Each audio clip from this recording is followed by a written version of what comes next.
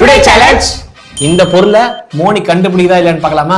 இந்த பொருளை நியாசனா கண்டுபிடிக்கிறாரா இல்ல பார்க்கலாமா? சபாஷ், சரியான பொருள். சரி மோனி, கையில என்ன வச்சிருக்க? சீப்பா.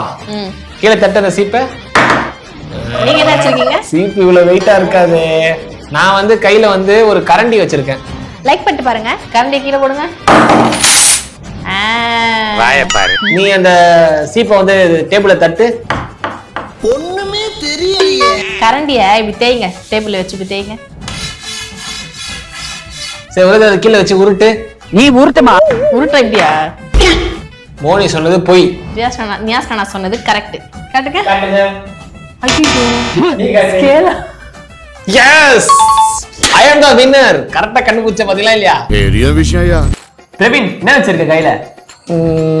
எதையாச்சும் சொல்லியா? இது ஒரு சூப்பரான பென்.